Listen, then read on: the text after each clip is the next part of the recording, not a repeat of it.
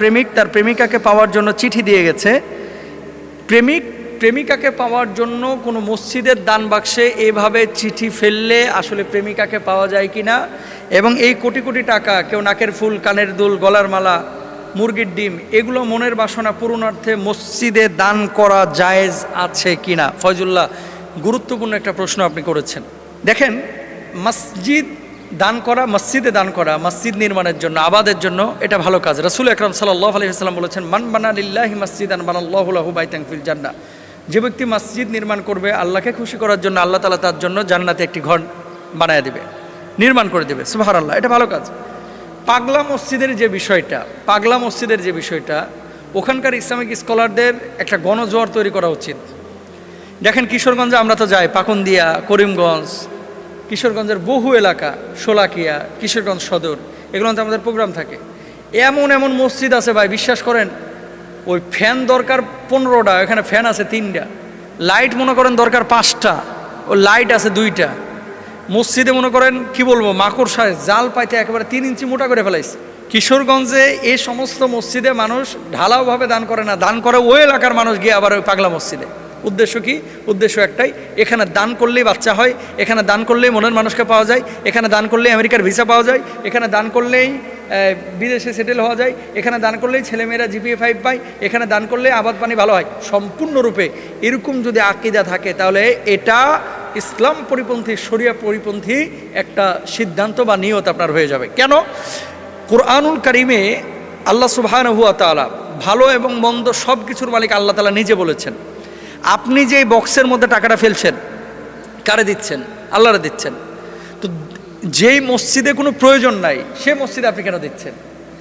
হ্যাঁ, সেখানে বিশ্ববিদ্যালয় হবে, তো বিশ্ববিদ্যালয় যে সেখানে হবে, সেই বিশ্ববিদ্যালয় কি আপনার বাড়ির পাশে আপনি বিশ্ববিদ্যালয় না হোক একটা স্কুল করতে পারেন না?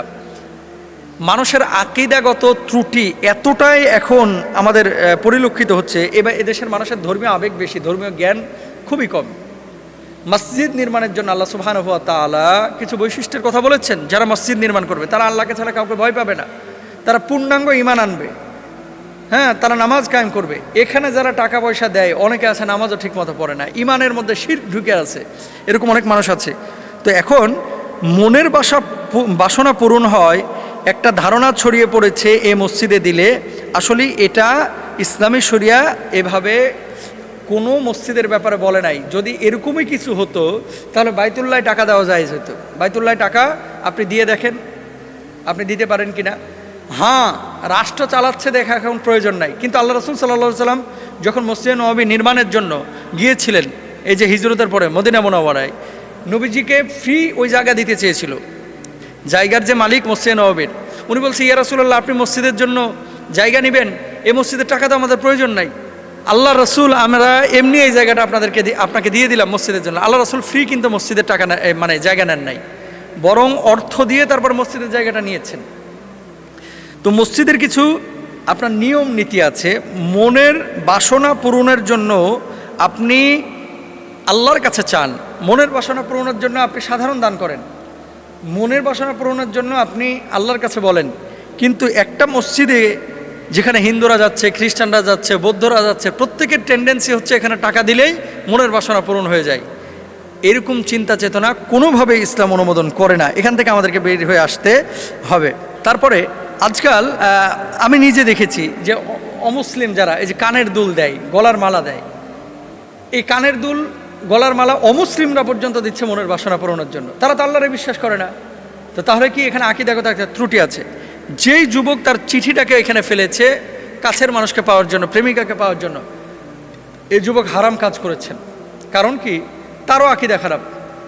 দান বক্সে এইভাবে চিঠি ফেললে মনের মানুষকে বা কাছের মানুষকে পাওয়া যাবে, পেয়েছেন কোথায়? আর এই ধরনের প্রেমিক প্রেমিকা, তাদের যে রিলেশনশিপ বা সম্পর্ক, এটা তো ইসলামের শরীয়তে হারাম। আপনার প্রেম হবে, ভালোবাসা হবে বিয়ের পরে। সুতরাং এই আকীদাগুলোকে ঠিক করতে হবে। মনের বাসনা পূরণের জন্য তাহলে করবেনটা কি? মনের বাসনা পূরণের জন্য তাহাজ্জুদের নামাজটা নিয়মিত করেন। শেষ রাত্রে আল্লাহর কাছে কোনো মানুষ যদি কোনো দোয়া করে, আল্লাহ তাআলা সেই দোয়াটা কবুল করে থাকেন। সুতরাং শেষ রাত্রে যত পারেন আল্লাহর কাছে ফরিয়াদ করেন। শেষ রাত্রে বিশেষ করে 5 ওয়াক্তের আওয়াজটা ঠিক মতো আদায় করেন। নামাজের খবর নাই, রোজার খবর নাই, পেশাব করে পানি নেয় না, এসে দান বাক্সে টাকা ফেলতেছে। বিড়ি এক মুখে, মানে মুখের মধ্যে বিড়ি টানতেছে, আয়সা আমি নিজে দেখছি বিড়ি টানতেছে, মুখে বিড়িও ফেলে নাই, এই আয়সা বিড়ি ঠোঁটের মধ্যে আছে, টাকা দান করতেছে মনের বাসনা পূরণের জন্য। তার মানে কি বোঝা যায়? মসজিদের আদব সম্পর্কে তার ধারণা নাই। যেটা মসজিদের আশপাশে বিড়ি খায়, গেটের সামনে এসে মসজিদের দান বাক্সে টাকা ফেলে, মুখ থেকে বিড়ি ফেলতে পারে না, আর যাই হোক এটা আল্লাহর প্রকৃত বান্দা হতে পারে না। সুতরাং এই ধরনের কুসংস্কার থেকে আল্লাহ তাআলা হেফাজতে রাখুক। আর পাগলা মসজিদের কমিটির কাছে আমাদের এই বার্তা যদি যায়, আপনাদের কাছে রিকোয়েস্ট করব ওখানে একটা ব্যানার ঝুলিয়ে দেন যে এই মসজিদে এত টাকা দেওয়ার দরকার নেই, এলাকা ভিত্তিক অন্যান্য যে মসজিদগুলো যাদের টাকা পয়সা দরকার তাদেরকে দেন। অথবা আপনারা এই মসজিদের টাকা এইভাবে, মানুষের যেহেতু আকীদাগত একটা ত্রুটি তৈরি হয়েছে, এখানে আপনারা ক্যাম্পিংয়ের ব্যবস্থা করেন, এখানে কাউন্সেলিংয়ের ব্যবস্থা করেন। কারণ কি, মানুষের ইমানের মধ্যে না হলে ত্রুটি চলে আসবে। আল্লাহ তাআলা আমাদেরকে বোঝার তৌফিক দান করুন।